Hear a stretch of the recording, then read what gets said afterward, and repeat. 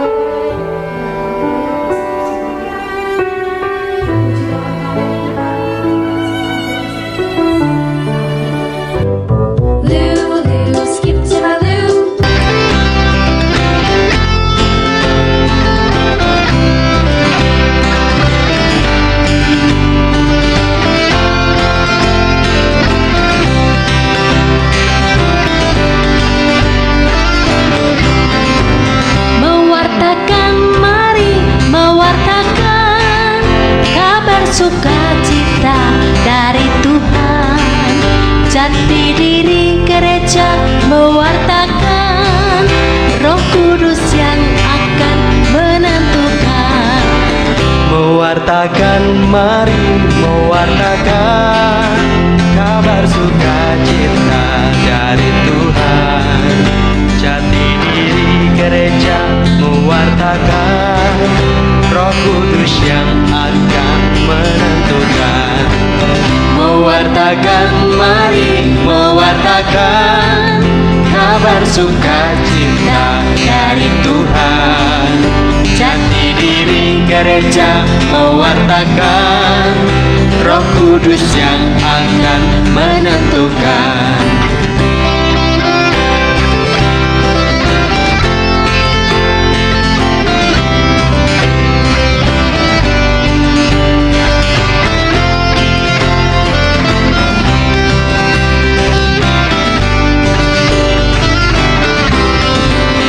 Mewartakan, mari mewartakan kabar sukacita dari Tuhan. Jati diri gereja mewartakan, Roh Kudus yang akan menentukan. Lulu, skip to my Lulu. Baik adik-adik sekalian, bacaan Injil kita hari ini diambil dari Lukas 12 ayat 13 sampai 35. Inilah Injil Tuhan kita Yesus Kristus menurut Santo Lukas. Dimuliakanlah Tuhan. Pada hari itu juga dua orang dari murid-murid Yesus pergi ke sebuah kampung bernama Emmaus yang terletak kira-kira 7 mil jauhnya dari Yerusalem. Dan mereka bercakap-cakap tentang segala sesuatu yang telah terjadi. Ketika mereka sedang bercakap-cakap dan bertukar pikiran, datanglah Yesus sendiri mendekati mereka, lalu berjalan bersama-sama dengan mereka. Tetapi sesuatu yang menghalangi mata mereka, sehingga mereka tidak dapat mengenal Dia. Yesus berkata kepada mereka, "Apakah yang kamu percakapkan sementara kamu berjalan?" Maka berhentilah mereka dengan muka muram. Seorang dari mereka namanya Kleopas menjawabnya, "Adakah engkau satu-satunya orang asing di Yerusalem yang tidak tahu apa yang terjadi di situ pada hari-hari belakangan ini?" Katanya kepada mereka, "Apakah itu?" Jawab mereka, "Apa yang terjadi dengan Yesus orang Nazaret? Dia adalah seorang nabi yang berkuasa dalam pekerjaan dan perkataan di hadapan Allah dan di depan seluruh bangsa kami. Tetapi imam-imam kepala dan pemimpin-pemimpin kami telah menyerahkan Dia untuk dihukum mati dan mereka telah menyalibkannya. Padahal kami dahulu mengharapkan bahwa Dialah yang datang untuk membebaskan bangsa Israel. Tetapi sementara itu telah lewat 3 hari sejak semuanya itu terjadi. Tetapi beberapa perempuan dari kalangan kami telah mengejutkan kami. Pagi-pagi buta mereka telah pergi ke kubur dan tidak menemukan mayatnya. Lalu mereka datang dengan berita bahwa telah kelihatan kepada mereka malaikat-malaikat yang mengatakan bahwa Ia hidup. Dan beberapa teman kami telah pergi ke kubur itu dan mendapati bahwa memang benar yang dikatakan perempuan-perempuan itu, tetapi Dia tidak mereka lihat. Lalu berkata kepada mereka, "Hai kamu orang bodoh, betapa lambatnya hatimu, sehingga kamu tidak percaya segala sesuatu yang telah dikatakan para nabi. Bukankah Mesias harus menderita semuanya itu untuk masuk ke dalam kemuliaannya?" Lalu Ia menjelaskan kepada mereka apa yang tertulis tentang Dia dalam seluruh kitab suci, mulai dari kitab-kitab Musa dan segala kitab nabi-nabi. Mereka mendekati kampung yang mereka tuju. Lalu Ia berbuat seolah-olah hendak meneruskan perjalanan. Tetapi mereka sangat mendesaknya. Katanya, "Tinggallah bersama-sama dengan kami, sebab hari telah menjelang malam dan matahari hampir terbenam." Lalu masuklah Ia untuk tinggal bersama-sama dengan mereka. Waktu Ia duduk makan dengan mereka, Ia mengambil roti, mengucap berkat, lalu memecah-mecahkannya dan memberikannya kepada mereka. Ketika itu berbukalah mata mereka dan mereka pun mengenal Dia. Tetapi Ia ia lenyap dari tengah-tengah mereka. Kata mereka seorang kepada yang lain, bukankah hati kita berkobar-kobar ketika ia berbicara dengan kita di tengah jalan dan ketika ia menerangkan kitab suci kepada kita? Lalu bangunlah mereka dan terus kembali ke Yerusalem. Di situ mereka mendapati ke-11 murid itu. Mereka sedang berkumpul bersama-sama dengan teman-teman mereka. Kata mereka, sesungguhnya Tuhan telah bangkit dan telah menampakkan diri kepada semua. Lalu kedua orang itu pun menceritakan apa yang telah terjadi di tengah jalan dan bagaimana mereka mengenal Dia pada waktu Ia memecah-mecahkan roti. Demikianlah Injil Tuhan. Terpujilah Kristus. Baik adik-adik sekali, kita tadi sudah mendengarkan Injil hari ini. Abang akan menyampaikan cerita sedikit tentang Injil hari ini, yaitu Yesus menampakkan diri di jalan ke Emmaus. Di ayat ke-17 Yesus berkata kepada mereka, apakah yang kamu percakapkan sementara kamu berjalan? Maka berhentilah mereka dengan muka buram. Nah adik-adik, pernahkah kalian mengalami muka buram? Muka buram tahu nggak? Muka buram itu kayak muka sedih atau muka kesal gitu kan. Kalau misalnya adik-adik tidak bisa mendapatkan sesuatu, janganlah bermuka buram. Tetapi harus berendah hati. Jika meminta sesuatu kepada orang tua, kamu harus rendah hati memintanya. Jika orang tua tidak punya duit, kamu harus bersabar hati agar kamu bisa mendapatkan mainan yang kalian perlukan.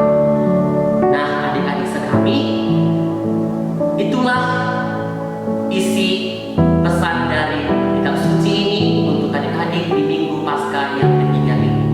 Baik adik-adik sekami, ayat emas Minggu Paskah yang ketiga ini adalah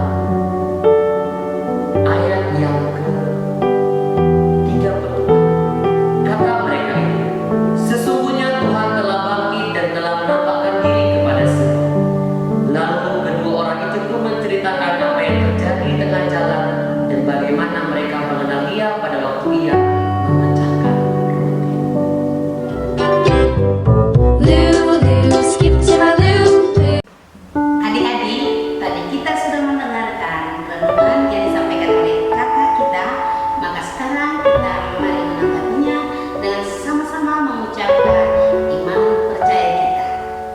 Aku percaya akan Allah Bapa yang Maha Kuasa, Pencipta langit dan bumi, dan akan Yesus Kristus Putranya yang tunggal Tuhan kita, yang dikandung dari Roh Kudus, dilahirkan oleh perawan Maria, yang menderita sengsara dalam pemerintahan Pontius Pilatus, disalibkan, wafat dan dimakamkan, yang turun ke tempat penantian, pada hari ketiga bangkit dari antara orang mati, yang naik ke surga, duduk di sebelah kanan Allah Bapa yang Maha Kuasa.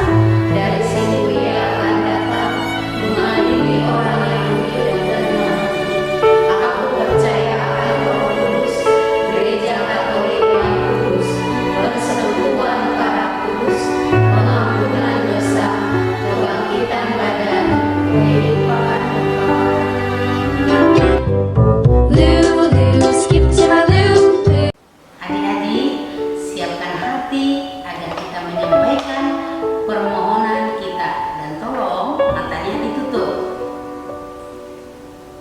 Bagi kedua orang tua kita, ya Bapa yang Maha Murah, berkatilah kedua orang tua kami agar mereka tetap sehat dan semangat di dalam melakukan segala tugas dan pekerjaan serta tanggung jawab mereka, agar selalu setia di dalam menjaga dan merawat kami anak-anaknya. Kami mohon, kabulkanlah doa kami ya Tuhan. Untuk guru-guru kami di sekolah, ya Bapa yang baik, berkatilah guru-guru kami agar mereka tetap sabar dan setia dalam membimbing kami di sekolah, agar mereka mengajari kami dan menuntun kami semakin mengenal di dalam dunia pendidikan kami yang seturut dengan kehendak. Kami mohon, kabulkanlah doa kami ya Tuhan. Bagi kakak pendamping dan